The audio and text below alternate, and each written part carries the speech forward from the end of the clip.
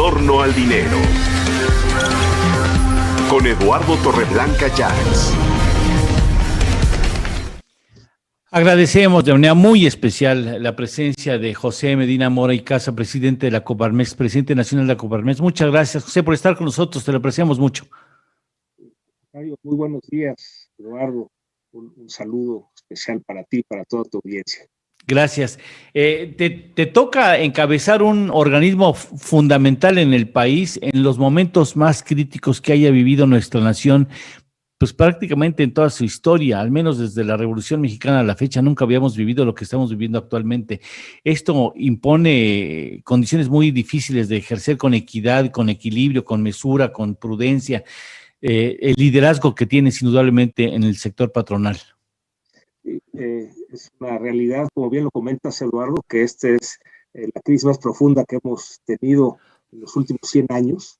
Esta realidad de la pandemia del COVID que pues ya estamos en 150,000 fallecimientos, más de 1,700,000 contagios, y que ha generado una caída en la economía que se estima en el 2020 8 a 9%, y aunque tiene un repunte entre 3 y 4% en el 21, esto nos llevará a que tomará 2 a 3 años recuperar en promedio la economía. Sin embargo, sabemos que hay sectores muy golpeados, en especial el turismo, las líneas aéreas, la industria textil, la de la construcción, la de la manufactura.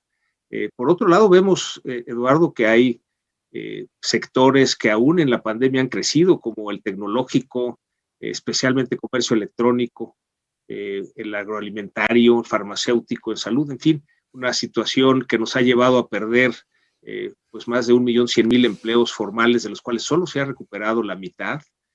También se perdieron en la informalidad, según INEGI, alrededor de 10 millones de empleos, que todavía faltan 2 millones por recuperar. Entonces estamos en como 2,600,000 empleos perdidos entre el empleo formal y el empleo informal, y esto pues nos habla de la gravedad de la crisis, y precisamente en esa situación, ante esta realidad, es que el Consejo de Coparmex, que me honro en presidir, ha planteado la necesidad de colaborar con el gobierno, de tener estos puentes de comunicación, aportar nuestra perspectiva para encontrar de manera conjunta las soluciones ante estos grandes desafíos que tiene el país. ¿Cómo ha sido recibido con el sector público? Porque Gustavo de Hoyos fue muy combativo, muy echado para adelante, y eso molestó mucho a algunos miembros del gobierno federal y de los simpatizantes de este grupo de Morena. ¿Tú cómo sientes tu recibimiento? Lo que te puedo decir es que tenemos un diálogo abierto, con mucho respeto, con mucha frecuencia, con distintas dependencias del gobierno federal. Te diría que en especial hemos tenido esta comunicación con la secretaria de Economía, Tatiana Cloutier, en este esfuerzo por reactivar la economía, donde, como sabes, Eduardo, la semana pasada la secretaria planteó una estrategia de 4 ejes para la reactivación económica: el eje del empleo y la empresa, el eje del fomento a la inversión, el del comercio internacional y el de la regionalización del país. Nos parece en Coparmex que es pertinente esta estrategia de 4 ejes, y en ese sentido estamos en diálogo para hacer las propuestas en cada uno de estos ejes, que van desde para efecto de apoyar a la empresa, al empleo, a la reactivación económica, el que el gobierno devuelva los saldos a favor de IVA, por ejemplo. Tenemos empresas que llevan más de un año que no les han devuelto el IVA, que también el gobierno pague a sus proveedores, especialmente las pymes, Claro. Y esto es gobierno federal, estatal y municipal, pero en especial en el sur-sureste, Eduardo, te diría que la situación es crítica con proveedores de Pemex, que es importante que les paguen para apoyar a la liquidez de las empresas. También es importante el que se ofrezcan créditos para que se pueda librar esta crisis que es temporal. Por otro lado, en cuanto a fomento de la inversión, esquemas que hemos visto que son exitosos en otros países, o inclusive en nuestro país en otras crisis, como es la depreciación acelerada. Tenemos que lograr esa certidumbre jurídica para la inversión, para atraer inversión extranjera y nacional. Desde luego, en el comercio internacional tenemos una gran oportunidad, Eduardo. por el crecimiento que va a tener la economía de los Estados Unidos. Entonces, estamos en continuo diálogo con las secretarías de Estado, también con la Secretaría del Trabajo. Sabes que estamos en este diálogo sobre la subcontratación, en donde consideramos que es una figura que le da flexibilidad a las empresas, flexibilidad a los trabajadores y competitividad al país, por lo tanto debe permanecer. Y estamos en ese frecuente diálogo, Eduardo. Difícil la tarea. Bueno, tienes la ventaja o tiene el sector privado la ventaja de que llega a la Secretaría de Economía una persona que, bueno, tiene en su ADN el concepto de la iniciativa privada, el respeto y el conocimiento de cómo se preocupa la iniciativa privada por cuestiones, o sea, lo conoce Tatiana y ese puede ser un puente de interlocución importante. Me parece, como periodista lo menciono, que un plan de reactivación económica debe ser abrazado no solamente por la Secretaría de Economía, sino debe ser abrazado por el conjunto del gobierno federal, sumando al Estado, o sea, sumando a los actores como muy importante la iniciativa privada. ¿Tú crees que esto pudiera escalar o se quedará como una buena intención de una secretaria recién llegada a la dependencia? No, desde luego que Tatiana Cloutier tiene ese entendimiento de la iniciativa privada. Su padre, Maquio, fue un gran empresario, claro, con un liderazgo humanista, fue presidente de Coparmex, del Consejo Coordinador Empresarial antes de incursionar en la vida política. Sin embargo, bueno, ella tendrá que defender las prioridades que establece el gobierno del presidente, y desde luego que a nosotros nos toca pues dar la perspectiva de la iniciativa privada. No necesariamente coincidimos en todos los puntos, pero hay un diálogo constructivo y yo creo que eso nos ayuda, Eduardo, y también en la interrelación con otras dependencias. Te diría que el sector privado tenemos comunicación con la Secretaría de Hacienda, con la Secretaría de Educación, ahora con la Secretaría de Salud de manera también muy intensa, muy frecuente, también con la Secretaría de Relaciones Exteriores, con la parte del Tratado de Libre Comercio. En fin, hay un diálogo frecuente, abierto, con todo respeto.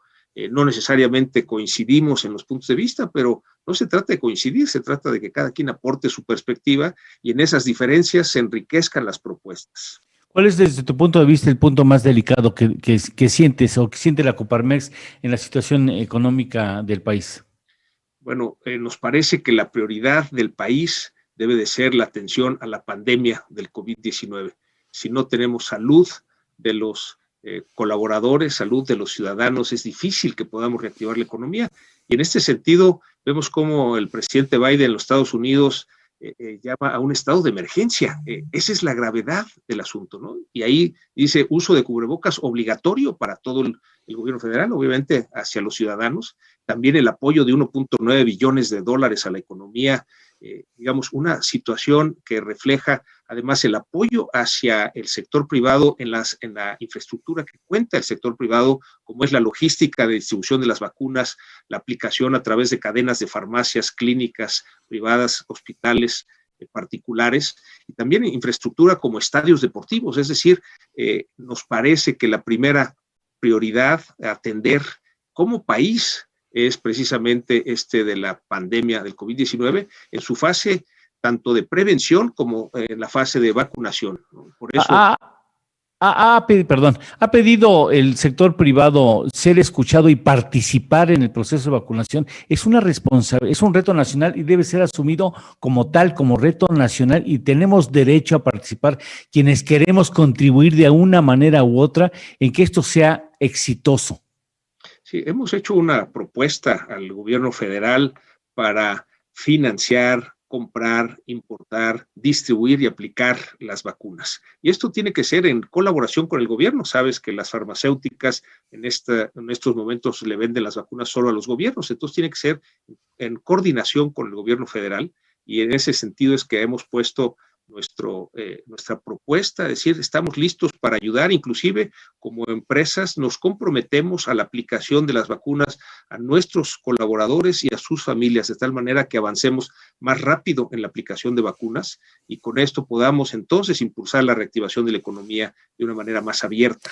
¿A quién hicieron la propuesta? Si se puede saber, José. Sí, es a través de la mesa de salud que se tiene en esta coordinación, no nada más de Coparmex, sino los organismos que pertenecemos al Consejo Coordinador Empresarial, con la Secretaría de Salud y los organismos que ahí participan.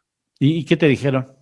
Bueno, hay una respuesta ya positiva por parte del presidente cuando el viernes pasado dio instrucciones al secretario de Salud para que se estableciera la comunicación y se permitiera a los gobiernos de los estados y a las empresas a poder comprar, importar y aplicar las vacunas. En este sentido, es muy claro que ahorita no hay vacunas. La información que tenemos es que a lo mejor hacia fin de año pudieran tomar nuevos pedidos, pero por eso le ofrecemos al gobierno federal, con los pedidos que ya ha colocado, el que los podemos ayudar en este proceso de aplicación. Es decir, que en el mismo lugar de trabajo, para aquellas empresas que lo hacen de manera presencial, puedan aplicarse las vacunas. Es importante algo que señala el sector salud, que es que no haya duplicidad, y en ese sentido, por eso tenemos que tener esta coordinación con el gobierno federal.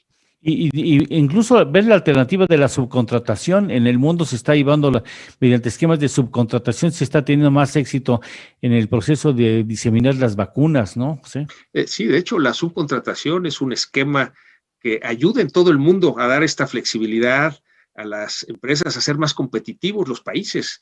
Por eso también en ese tema, Eduardo, hemos insistido en la necesidad de que se conserve la figura de la subcontratación, porque le restaría, en caso de no permitirse, la competitividad al país, que no podemos darnos el lujo, sobre todo siendo parte del Tratado de Libre Comercio y siendo con Estados Unidos y Canadá la región más competitiva del mundo, donde requerimos ser competitivos, y por eso mantener la figura de la subcontratación, que como bien señalas, Eduardo, se puede aplicar perfectamente en este esquema de la aplicación de las vacunas.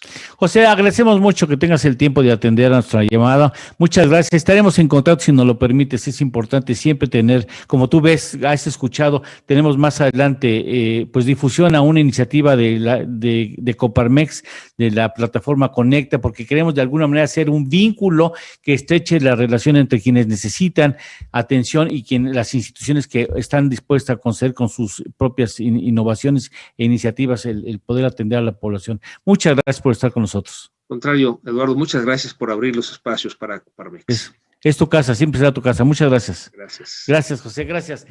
Monse, ¿tienes los datos del INEGI en materia de servicios?